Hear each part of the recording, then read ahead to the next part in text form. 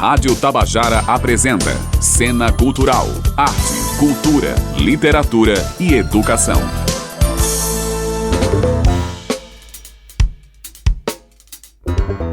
Bom dia, ouvintes da Rádio Tabajara. Estamos aqui trazendo mais uma vez o Cena Cultural. Hoje conversaremos sobre a produção de cinema contemporâneo na Paraíba. E para falar sobre esse tema, estamos aqui com Marcos Vilar e Carlos Dauli.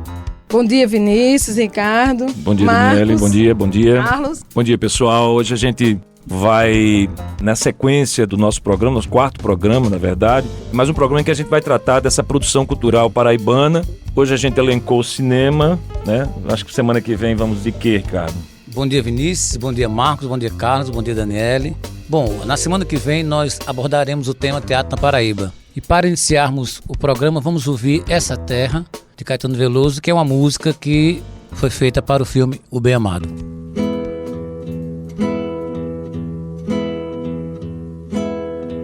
Esta terra onde reina o desatino, reina o sol no imenso da paisagem, reina o gosto fatal desta viagem, reina as marcas estranhas do destino, reina o medo e o sonho do menino, reina a paz, a preguiça e a magia, reina o doce mandato da alegria, junto às cores felizes da bandeira, reina o gênio da raça brasileira, seu encontro marcado com o divino.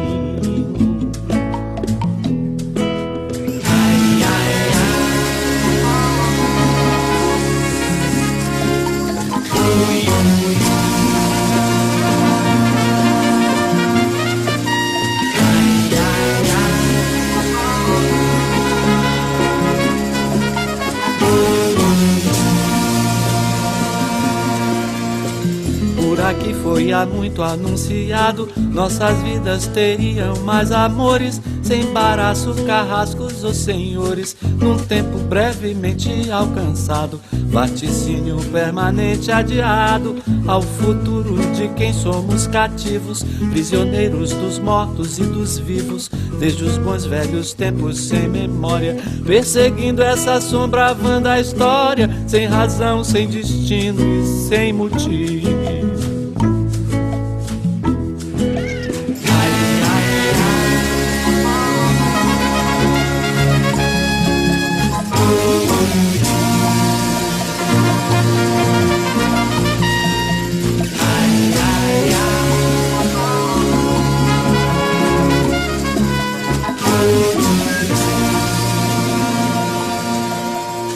Ao cantar nesta língua inculta e bela, sem vergonha o orgulho se alevanta, sempre um só sentimento na garganta, doce pranto feliz de uma novela. E a menina que escuta da janela, glorialva, contente, bem brejeira, a esbórnia da gente brasileira, sem pudor, sem pecado, sem lembrança, sob o lindo pendão da esperança, que abençoa e protege a terra inteira.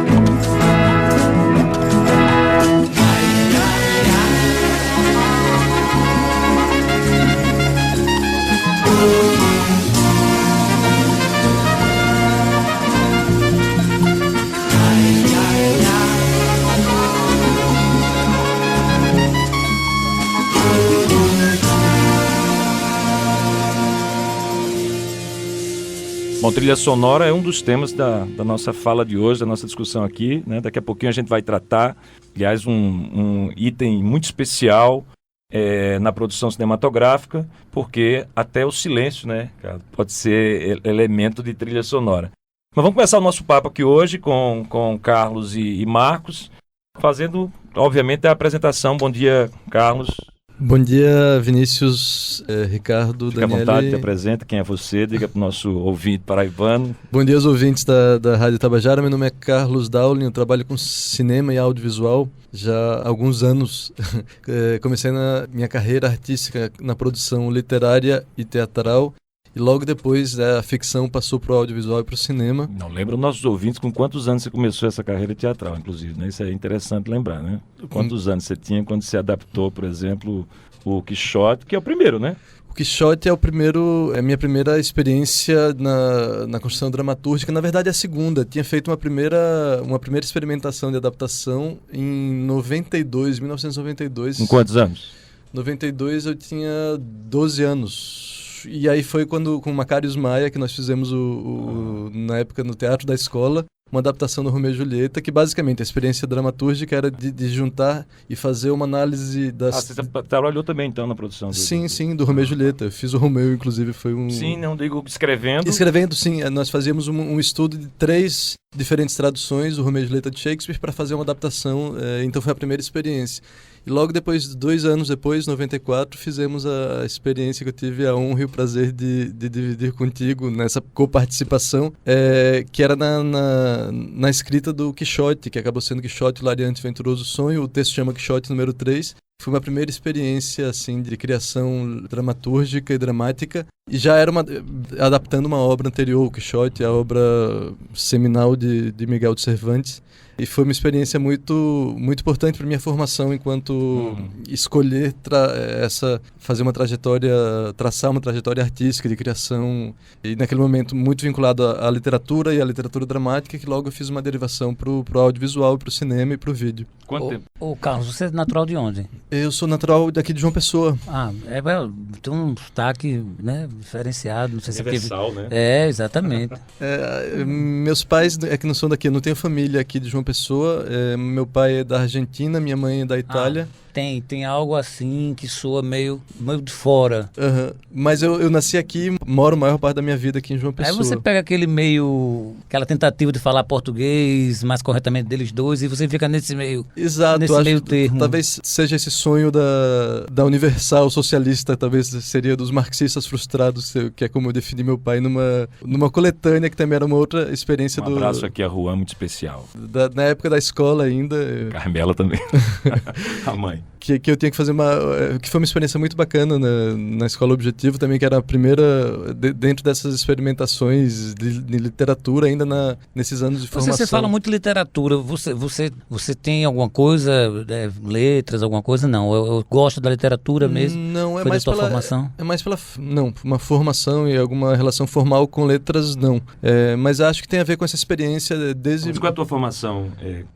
Eu me formei em comunicação social e depois fiz uma especialização e um mestrado profissional em roteiro de cinema. Então tem essa relação com a escrita dramática e dramatúrgica. E aí, na prática, eu trabalhei além do roteiro, da escrita, a parte de produção e direção. São a parte, então, da criação de sentido. O que normalmente na literatura é feito através dos signos verbais e da escrita, é como transpor isso para o audiovisual, com sons e imagens, construir o sentido, que é um pouco essa... Mais que tudo, acho que tem um ponto de ligação, essa ficcionalização, essa vontade de fabular e criar histórias ficcionais, eu acho, basicamente. Apesar de também ter uma experiência como documentarista, que é uma outra linha também que é interessante. Essa tua especialização foi feita aqui em João Pessoa? Não, a primeira especialização que eu fiz foi em Madrid, na Espanha, com a bolsa da CAPES, um programa que infelizmente não existe mais, chamava Partes, que é uma bolsa muito bacana, que era bolsa de especialização em artes no exterior. Era especificamente para artistas, não tinha que ter nenhuma graduação, era vinculado para artistas que estavam interessados na especialização. E depois eu fiz uma segunda, que seria um mestrado profissional mais aproximado, mas que é um problema sempre para revalidar os títulos aqui no Brasil. Em Valência, também na Espanha. E também tinha como tema principal os dois processos de pós-graduação, a escrita audiovisual, seja para cinema como para televisão. Beleza, Mar. Daqui a pouco a gente vai falar um pouco mais como é que se deu, inclusive, esse salto, né, do teatro para o cinema, que eu acho que é uma coisa muito legal na tua trajetória. E a gente está com o Marcos Vilato também hoje aqui. Marcos Vilato já é um veterano na produção cinematográfica paraibana. Bom dia, Marcos. Fica à vontade aí, te apresenta para os nossos ouvintes. Bom dia, o convite aqui, né, para vocês na Rádio Tabajara. Bom, eu sou nascido em Campina Grande, né? E eu gosto de brincar sempre que eu sou um campina grandense, que eu torço pelo 13. Mas enfim... Ninguém é perfeito, Ninguém é perfeito, né? Mas enfim, aí eu quando nasci em Campina, eu nunca imaginei, até morei em Campina até os 16 anos de idade, mas nunca imaginava ainda trabalhar com cinema. Aí vim morar em João Pessoa em 76. Aqui comecei a fazer educação física, que eu jogava handebol, eu era atleta, sou formado em educação física. Quando não eu tem formação em cinema, Marcos? Não. É na lida, então, que tu aprendeu. Exato, Beleza. Eu fiz um curso no NUDOC, mas um curso de formação, um curso de cinema direto, de 3 meses. Depois na França também eu fiz esse curso 2 vezes, né? Um de Super 8, depois 16mm, isso em 86, 85, 86.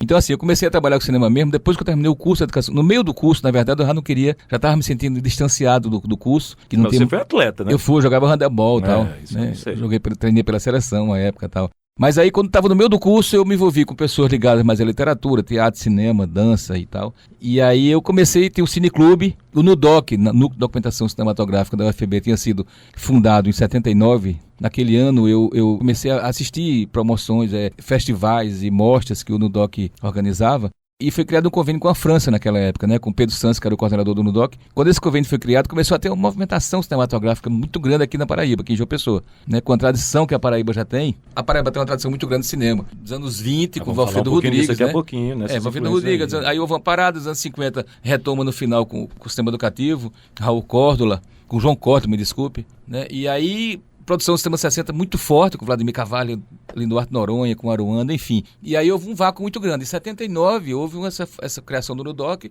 e isso criou uma nova geração aí, na qual eu me incluo. Né? Eu, Torquato Joel, Vânia Perazzo, enfim, Bertrand Lira, uma gama de realizadores. E aí eu comecei a fazer cinema em 83, quando eu acabei o curso de cinema, eu fui trabalhar, eu já era funcionário da universidade, naquele momento, em 80. E aí eu fui transferido, eu trabalhava no ginásio de esporte e me transferi pro NUDOC e lá eu fiquei e é o que eu faço até hoje, é o que eu gosto. E continua... Vocês são exatamente o que hoje? Vivem de cinema não, né? Não, veja bem, eu trabalho na universidade, eu sou funcionário federal, e desde 80, entendeu? E a universidade sempre apoiou esse trabalho que a gente faz. São trabalhos que ela sempre apoiou, porque ele tem interesse também. Teve o Núcleo de Documentação Cinematográfica da universidade, então ele está sempre produzindo, e a universidade sempre participou disso tudo. Ela entende esse nosso trabalho, e nesse momento agora eu estou ligado muito à TV da UFPB, produzindo conteúdos para televisão. Extraoficialmente eu não estou ligado efetivamente lá, mas eu estou produzindo. Eu terminei agora, que devo estar lançando em breve, um documentário sobre o Rio Jaguaribe. Estou fazendo outro trabalho agora que é um ligado ao pessoal do Serviço Social. Enfim, produzindo conteúdo para televisão. Então essa produção... Mas é uma realização da universidade? Com apoio a TV e o UFPB, a TV da UFPB e a Pracoex, né? Onde eu sou lotado. Então são trabalhos ligados todos à universidade. Ah, que legal. Bom, acho que queria começar a fazer um pouquinho dessa história, Ricardo. Legal, né? Então você falou Linduarte, e aí eu queria fazer aqui uma provocação. Acho que é legal vocês que estão muito envolvidos com essa produção cinematográfica, porque toda vez que a gente fala em cinema paraibano, parece inevitável lembrar de Aruanda. É um filme da década de 50, um documentário do Linduarte Noronha, que a gente costuma entender e chamar como marco inicial do cinema novo e tal. É verdade isso, assim, é um mito? Qual é o olhar da crítica hoje em relação a Aruanda, que é o filme do Linduarte Noronha? Linduarte que faleceu há 2 anos, é isso? É. Mais ou menos, né? Nos deixou há 2 anos. E tem como grande produção o Aruanda. E eu pergunto, é realmente esse mito realmente do cinema não só paraibano, mas nacional, como inspirador do cinema novo? Sem dúvida nenhuma, é seminal, né? Na verdade, são 2 filmes, são 2 documentários importantes. No curta-metragem documental brasileiro, que é o Arraial do Cabo, do Paulo César Sarraceni, e Aruanda, de Linduarte Noronha. Para você ter uma ideia, tem um cineasta polonês, Ivan Lebarov, é húngaro, que é casado com a Vânia Perazzo. Ele, em conversa com ele algumas vezes, ele me falou que nos anos 60, na Bulgária, o professor de cinema dele, dava aula e mostrava Aruanda para ele lá na Bulgária, em 67, por aí, ou seja, a importância desse filme, né? Então foi um filme que... Mas tem alguma comparação, por exemplo, com a Novelle Vague? Não, veja bem, o cinema novo, ele foi criado, Nelson Pereira dos Santos, foi um dos primeiros filmes do cinema novo, é o Rio 40 Graus, depois Rio Zona Norte, e começou a crescer isso em ficção, longa-metragem.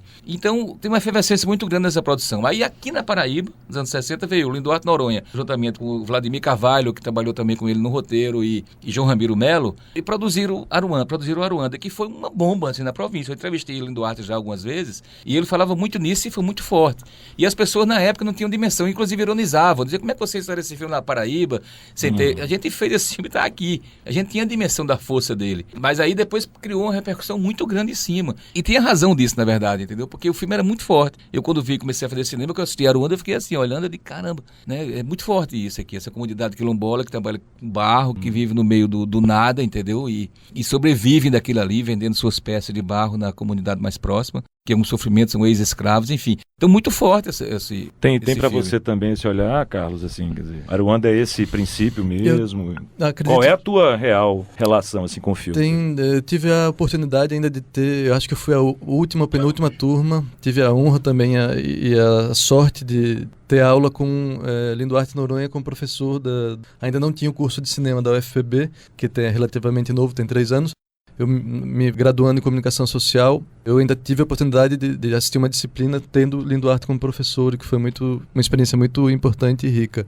E vale lembrar na revisão crítica do cinema brasileiro, que é um livro também muito importante quando se fala do cinema novo, e é escrito por Glauber Rocha. Ele dedica, além de um capítulo, mas ele referencia muito e reverencia muito fortemente Aruanda como um marco seminal e de como viria a fundamentar uma série de procedimentos que vão basear uma estética da fome, basicamente, onde seria o cinema da invenção, da inventividade, onde fatores limitadores, quando você fala no cinema industrial, que a relação do cinema com a arte industrial é uma das linhas de um prisma muito importante quando se fala no cinema e na estética do cinema, é como você trabalhar invertendo essa lógica, seria com os limites ou a ausência de meios de produção, ou basicamente com a pobreza, você criar uma riqueza expressiva e estética. E o que acho que Aruanda dá um primeiro passo, um passo fundamental na cinematografia brasileira, e não só paraibana, sem dúvida, e brasileira,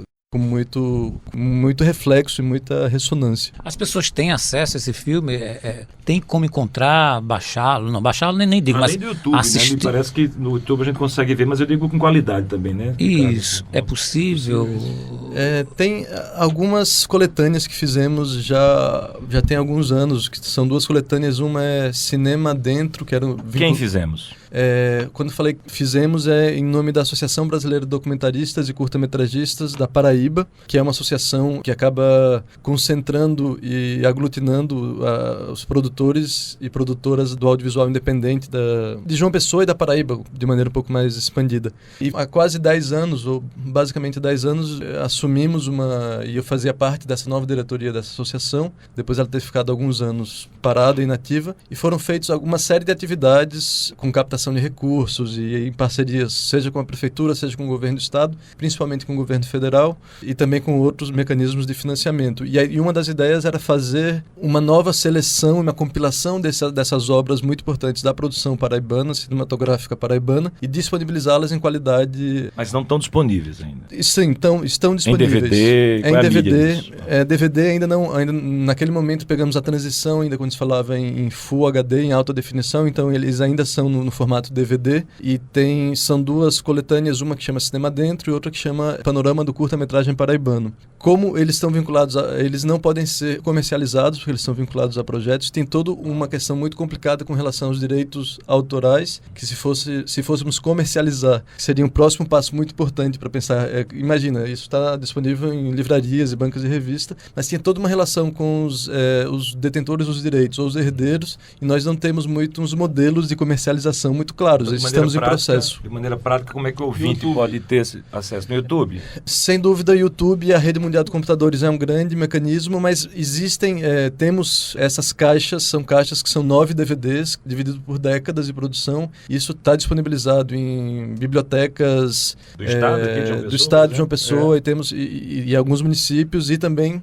atualmente, a sede da ABD é sempre uma parceria com a UFPB, que é a Universidade Federal da Paraíba. Estamos ocupando uma sala e temos, inclusive, esses boxes com esses curtas, na verdade, a maior parte curtas e médias metragens paraibanos, divididos por década, de 60, 70, 80, 90, e tem 3 DVDs da primeira década dos anos 2000. E, inclusive, quem tiver interesse, por um problema desse modelo de disponibilização e de comercialização, teria que estar vinculado a alguma pessoa jurídica de interesse, que preste atividades, escolas, de interesse público, digamos assim, e tem acesso gratuito a esses conteúdos. Sim, mas aí eu sou professor, sou coordenador de uma escola, como é que eu, por exemplo, tenho que contato? Qual é o canal que eu busco para ter esse material, por exemplo? Acredito tanto a ABD Paraíba, Associação Brasileira de Documentaristas, estamos passando por uma reformulação, e outro nome de referência que é o NUDOC, Núcleo de Documentação Cinematográfica. Os dois, no caso, o NUDOC, inclusive, é mais fácil de localizar, porque tem uma sede fixa na UFPB, no Campus 1, é vinculada à próxima TV universitária, hoje em dia chama NPCA, que é Núcleo de Produção de Cultura e Arte, mas está passando por uma mudança, se eu não me engano vai virar uma superintendência, mas enfim, é só perguntar pela editora universitária ou TV universitária, e lá tem a sala do NUDOC, que também é outro ponto de referência para quem tiver interesse em procurar esses conteúdos e esses DVDs com a produção paraibana. Ô Marcos, me diz uma coisa, eu estou sempre preocupada com a formação acadêmica, e Eu gostaria de saber, quem quiser fazer cinema aqui, como é que... Essa pergunta é boa para Carlos, porque Carlos é professor de lá, viu? Qualquer um dos dois. Mas eu posso dar começar e ele termina, ele conclui aqui. Uma parte do curso de comunicação social ou já é um curso próprio? Tem um curso de cinema, né? Que Carlos é professor lá do curso. Carlos, Arthur e mais alguns professores. Tem quantos anos? É bom Carlos falar, porque ele está dentro, está ensinando lá na universidade, né? É o terceiro ano, o curso é um curso relativamente novo, não foi formada a primeira turma ainda. É um curso vinculado ao departamento de comunicação e ele hoje em dia não tem mais a estrutura de habilitação. Era até quando eu me formei, eu me formei em comunicação social e você escolhia uma habilitação, no caso teatro, né? No caso também tinha educação artística, que também modificou. Agora os cursos já são, você é graduado em cinema e audiovisual vinculado à comunicação, que é esse novo modelo do novo currículo. E eu entrei há 1 ano e 3 meses, eu passei no concurso e fui contratado como professor de cinema, foram contratados 6 professores, então vai entrar a terceira turma agora em setembro, no início do próximo semestre. E eu acredito que, como o Marcos comentou também, a UFPB é um facilitador e um apoiador da produção cinematográfica de tempos. Marcos historicizou o surgimento do NUDOC em 79, mas antes disso já tinha. Sempre a universidade tem uma relação, é um polo de atração e de apoio à produção cinematográfica. O que faltava era formalizar isso com um curso de graduação e que vai abrir várias outras linhas de pesquisa. E eu acredito que vai ser uma coisa muito importante. Então a pergunta era quem tem interesse em se formar no audiovisual, e é interessante falar do cinema e audiovisual cada dia mais. É uma convergência que é própria do cinema, né? O cinema começa essa expressão que aglutina as outras expressões artísticas, e agora com o processo de digitalização não faz sentido falar só em cinema, é cinema e audiovisual, como o cinema se relaciona com as outras mídias, tanto de produção e captação de conteúdo, como de difusão de conteúdo. Pode chamar filme ainda, não? Pode. Marcos tem um problema de chamar filme, ele não gosta que chame filme. Tecnicamente, o filme é película, né? Hoje é filme. É porque uma visão filme minha... ou não é filme? Não, veja bem, tecnicamente é um filme.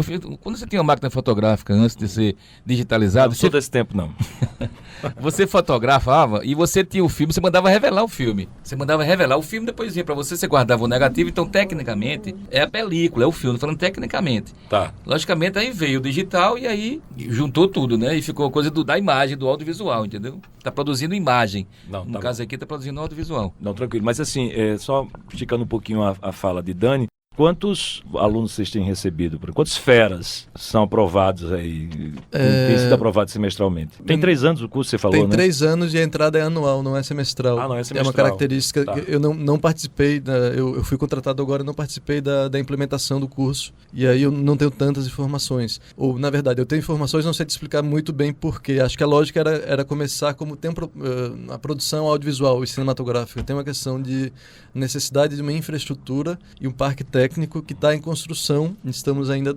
e aí dentro do serviço público, da gestão pública, os processos são mais demorados do que gostaríamos. Então estamos ainda esperando a primeira compra desses equipamentos e dessa produção de equipamentos profissionais. Então isso justificaria porque limitar um pouco a entrada nesse primeiro momento para poder manter uma qualidade e um acompanhamento mais preciso, mais próximo. Então é uma entrada anual, não é semestral, e são 15 vagas por ano. Então temos a primeira turma... Só fera mesmo. Então são 15 no primeiro ano, 15 no segundo, e agora em setembro vão entrar mais 15 alunos e alunas. A parte técnica e artística. Para que o curso supre isso, né? Isso, exatamente. Eficiência, eu acho, né? No estado, eu acho, esse corpo técnico aí, será? Exatamente.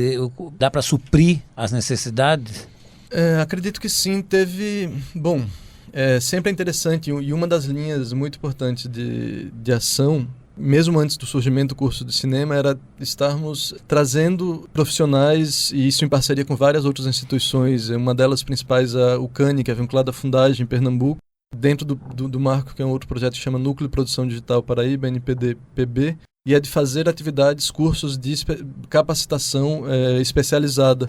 E isso é uma maneira também de suprir essa ausência que temos de corpo técnico e profissional para a capacitação. Mas, como disse, eu entrei num concurso que foram 6 vagas, então foram contratados 6 professores específicos da área, e tanto da parte de estética e linguagem como da parte técnica. Então isso está sendo trabalhado, está sendo resolvido de alguma forma. E a ideia é manter sempre esses cursos de curta duração. Por exemplo, agora em setembro vai ter um curso com Miguel Machalski, que é um profissional de roteiro e internacional, que mora na França, e que estamos fazendo, e a ideia também é não restringirmos aos alunos e às alunas do curso de cinema. Ele é aberto para a comunidade dos realizadores independentes e realizadoras independentes do audiovisual local. Então, a ideia é congregar essa formação continuada do curso, né, da graduação, com também essas atividades com especialistas da área, e é uma maneira de suprir um pouco essa carência. Marcos, você está tão quietinho aí. Marcos, existe um perfil... Você é mais filmado que ele falar, viu? Existe um perfil do cinema produzido na Paraíba? Você pode falar de um perfil, existe um jeito... Ou perfis, existe uma... Não, veja bem, existia uma... Mas que a gente chama assim, cinema paraibano, existe essa nomenclatura elevada? Veja bem, nos anos 60, no caso, que foi o boom maior dessa produção paraibana, ele veio com um documentário, curta-metragem, até bom explicar um pouco isso, existe o curto, médio e o longa, né? O tempo do filme, pela lei oficialmente, antigamente, era até 30 minutos, era um curta-metragem. Depois ficou até 15, ou seja, o tempo do filme. Aí tem o média-metragem, que vai até 1 hora e 9 minutos, e o longa-metragem, de 1 hora e 10 para cima. É o longa-metragem. Tanto faz ser um longa de ficção ou documentário experimental, né? Mas a produção que estourou mesmo na Paraíba foi o documentário. Essa produção, a maioria dos filmes dos anos 60, Aruanda, Homem do Caranguejo, Pai Zé Estenda a Mão, enfim, Romeiros da Guia, todos documentários. E eles estouraram nessa linha. Então ficando conhecido muito o cinema paraibano como documentário, fazia só produção em documentário. Aí veio o próprio Lino Duarte, teve uma experiência em 71 com O Salário da Morte, que é uma adaptação do romance Fogo do Zé Bezerra, juntamente com o Solha, é uma ficção. Então a primeira ficção, inclusive, do Lino Duarte. Ele fez 3 filmes, Aruanda, Caju do Rachene e O Salário da Morte, que é baseado no livro do Zé Bezerra, com produção do Solha, também Zé Bezerra. Foi em 71, precisamente. Então, mas você vê, o Vladimir Carvalho, até hoje, ele se diz documentarista. O Vladimir não faz ficção, ele não gosta de ficção. Apesar de que esse limite aí também já é meio... Existe uma coisa meio híbrida. O Aruanda mesmo do Lino Duarte, se você prestar atenção, metade do filme ele é ficcionado, entendeu? Ele pega as crianças da comunidade e manda repetir, vir pra cá, pra lá. A parte da feira, a segunda parte, que é a parte mais real, a parte que tá lá, que ele não pôde dirigir, ele filmou o que estava acontecendo lá. Então é meio híbrido essa coisa da junção. O início ali do Aruanda é bem isso, a movimentação da família, aquelas paradas. Exato. Mexer com a Repete, terra. o menino Então sobe lá para ver uma cena belíssima, inclusive, muito bonita, que é Aham. o menino nu, ele sobe em cima do árvore, então, fica olhando pro ovozinho de passarinho, que ele não tem o que comer, ele fica vendo os passarinhos com o ovozinho para querer comer aquele ovo que ele não tem o que comer. Uma cena muito forte do filme, inclusive. Então essa tendência, mas depois diluiu, depois isso aí misturou muito, e eu gosto, eu na verdade, quando me perguntam, você gosta mais de ficção ou documentário? Eu gosto de fazer imagem, entendeu? Eu gosto de produzir imagem. Quando eu estou fazendo uma ficção, eu me lembro de documentário. Quando eu estou fazendo documentário, eu me lembro de ficção. Então, para mim, essa coisa hoje misturou. E existe uma série de filmes já dos anos 70 para cá, dos anos 80, eu diria assim, que foram ficcionais. Então, tá muito misturado. Hoje em dia não dá para dizer que o cinema paraibano é só documentário nem só ficção. Então, é misturado, entendeu isso? Ok, a gente está com Cena Cultural PB, aqui pela Rádio Tabajara FM. A gente vai intervalo comercial e volta daqui a pouquinho para continuar essa conversa legal aqui com Marcos Vilar e Carlos Dowling. Estamos apresentando Cena Cultural.